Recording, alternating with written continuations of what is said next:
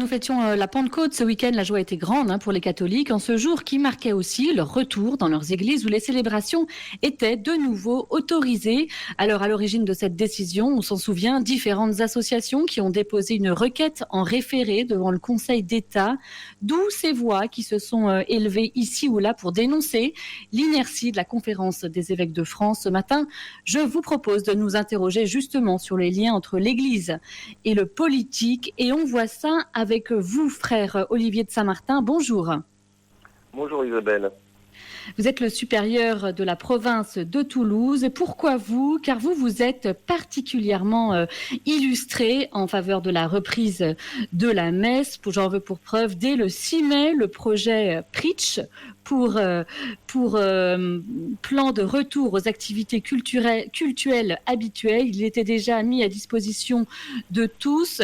Frère Olivier, pourquoi était-ce si important ? Pourquoi vous vous êtes tant battu ? Alors, d'abord, je crois qu'on n'est pas les seuls. Je dirais que les premiers à s'être battus, ce sont tous ces fidèles et tous ces prêtres qui ont célébré, on va dire, de manière virtuelle. Il y a eu tellement de... Beaucoup d'ingéniosité, oui. Ouais, non, mais et ça, je crois que c'est très important parce que ça montrait bien que la célébration communautaire, c'était pas quelque chose qu'on allait rajouter, à ce qui existait. Non, elle est essentielle pour nous. C'est là que le ministre de l'Intérieur avait paru très désinvolte quand il avait dit au fond on peut très bien prier chez soi. Oui, d'accord, on peut très bien prier chez soi, mais dans l'exercice de la foi catholique, la célébration communautaire, elle est essentielle, c'est pas une option. On forme le corps du Christ, la célébration eucharistique, elle en est à la fois l'expression et la réalisation. Célébrer ensemble, c'est constitutif à notre identité catholique et chrétienne. Et c'est pour ça, je crois qu'il faut commencer, je dirais par le commencement, à savoir toutes ces initiatives qui ont eu sur les réseaux sociaux, qui ont permis les liturgies familiales, qui ont permis de garder du lien entre nous. Et ça, je crois que ça a été très important. De la même manière, tous les prêtres qui ont continué à célébrer des obsèques, le sacrement des malades. Alors, ce qui s'est passé, c'est qu'effectivement, parce que c'est une dimension essentielle à ce que nous sommes, nous, on a voulu, les dominicains, on n'est pas les seuls, on a voulu, en fait, dès le mois d'avril, proposer quelque chose qui puisse montrer que la reprise sécurisée au point de vue sanitaire, elle était absolument possible. C'était la question, au fond, de dire... la liberté de l'exercice du culte, c'est une liberté qui est constitutionnellement reconnue, légalement reconnue, et qui est reconnue aussi par des conventions internationales. Donc comment est-ce que nous sommes capables d'être force de proposition ? Le projet Preach, plusieurs versions ont été mises en ligne, vous parlez de celle du 6 mai, mais il y en a eu avant. En fait, était une proposition parmi d'autres. Une proposition parmi d'autres. Vous étiez quand même déjà illustré. On avait salué à l'époque votre réactivité. C'était le kit de la Semaine Sainte. Ça veut dire quoi ? Ça veut dire que vous, les dominicains, vous avez des moyens humains autres pour faire tout ça ? Alors, je pense que quand on n'a pas les mêmes charges pastorales, par exemple, que des prêtres de paroisse ou de fait sur le couvent de Toulouse, enfin la province de Toulouse, c'est 170 frères répartis dans 8 couvents, donc ça donne une vraie force de réflexion qui peut prendre du temps, que les autres ne peuvent pas forcément faire de la même manière. Et ce que j'aimerais beaucoup dans ces histoires, c'est qu'en fait on puisse relever une chance de complémentarité dans l'Église, mais j'imagine qu'on y reviendra. Et sur ce projet, effectivement, c'est un ami qui est venu me voir, qui a été chargé de la reprise de l'activité économique dans son entreprise et qui m'a dit on pourrait peut-être travailler ensemble pour voir ce qu'on peut faire pour les célébrations de messe. Et on s'est retrouvés en faisant des appels à une bonne quinzaine avec des médecins, des pharmaciens, des ingénieurs, architectes, etc. Et on a essayé de prendre, alors ça a été roboratif, 54 pages, parce que au mois d'avril, on ne sait pas les options que va prendre le gouvernement. Au mois d'avril, en fait, on sait aussi quand même qu'une paroisse rurale et une paroisse urbaine, c'est pas la même réalité.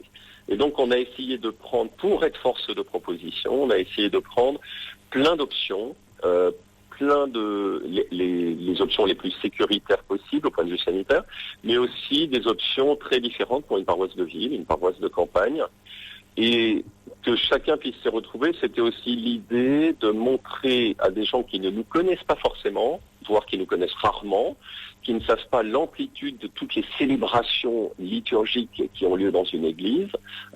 C'est pas la même chose de célébrer un baptême, de célébrer les obsèques, de célébrer l'Eucharistie, de célébrer les confirmations, le sacrement des malades. Donc nous nous sommes concentrés sur l'Eucharistie.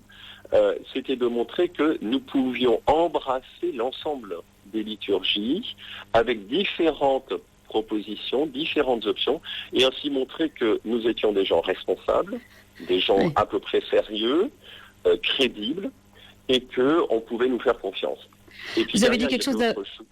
Oui. Oui, pardonnez-moi, vous avez dit quelque chose d'intéressant, on y reviendra aussi, sur montrer à des gens qui ne nous connaissent pas forcément. Ça veut dire quoi? En creux, on comprend que les autorités ne nous connaissent pas forcément. Avant ça, tout de même, ça a repris. Les messes, pour l'essentiel, ont repris ce week-end. À Toulouse, l'archevêque a célébré des confirmations de 6 jeunes adultes.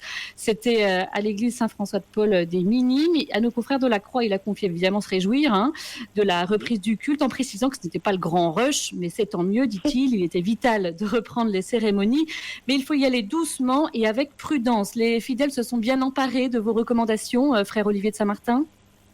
Écoutez, pour l'expérience que j'ai, quelques retours, oui. Alors, nous avons pu commencer à célébrer déjà il y a 8 jours. 60% des personnes sont revenues le premier dimanche. Hier, c'était beaucoup plus. Il y avait beaucoup plus. Avant-hier, il y avait beaucoup plus de monde pour la Pentecôte. Au départ, on a multiplié. Et puis là aussi, on a multiplié les messes. Ça demande des efforts de tout le monde, des recommandations au point de vue sanitaire. Ça réclame aussi de pouvoir ne pas aller à la messe à laquelle on aimerait aller, à l'horaire auquel on est habitué, au type de liturgie. On apporte des corrections petit à petit, mais la configuration, elle demande des bénévoles, elle demande de l'investissement des uns et des autres, mais ça se passe globalement bien. On avait la chance aussi sur la province, et en particulier à Toulouse, d'avoir anticipé, donc on est capable de proposer des masques à ceux qui l'auraient oublié. On a à peu près tout ce qu'il faut. Il y a toujours des améliorations à apporter. Mais je pense que le plus grand point d'attention, ce serait de se dire, voilà, nous, on a fait une inscription, par exemple, à l'avance pour ne pas renvoyer les gens si jamais il n'y a plus de place. Mais c'est de se dire, tiens, qui est-ce qui ne vient pas? Et pourquoi est-ce qu'ils ne viennent pas? Est-ce que c'est le climat anxiogène qui les garde chez eux? Est-ce que c'est simplement parce qu'ils n'ont pas Internet? Donc, un très gros point d'attention, non pas pour se réjouir de ce qui fonctionne bien, mais de se dire, tiens, où sont ceux qui ne viennent pas? Est-ce qu'ils ont besoin d'aide? Donc surtout ne pas être en cercle fermé, mais vraiment attentif. Et attentif aussi parce que je pense qu'on a de plus en plus de personnes qui commencent à être touchées, et qui sont déjà touchées par la pauvreté et par la crise qui arrive. Comment est-ce qu'on est capable d'être force de proposition? Je connais une paroisse, c'est pas chez nous, dans le diocèse, qui a 2 fidèles qui sont psychologues et qui déjà sont force de proposition en disant, voilà, si vous avez des difficultés à vivre ce qui s'est passé, si vous avez besoin d'en parler, sachez qu'il y a des paroissiens qui sont professionnels et qui sont là pour vous écouter. Et là, je crois qu'on touchera vraiment... Oui, pardon. Venons-en, merci, oui, effectivement, pour ces précisions. Comment rejoindre ces personnes? Venons-en au fait, frère Olivier de Saint-Martin. Je vais vous lire une phrase, un mot de Jean-Marie Guénois dans le Figaro, c'était le 19 mai. Quand le fondement juridique même de la liberté de l'exercice du culte en France est en cause, l'institution Église ne peut pas rester les bras ballants. Alors, elle n'est pas rester les bras ballants, vous l'avez dit, beaucoup d'ingéniosité, mais pas de saisine du Conseil d'État. Pour quelles raisons les évêques, selon vous, ont-ils été trop timides? Alors, je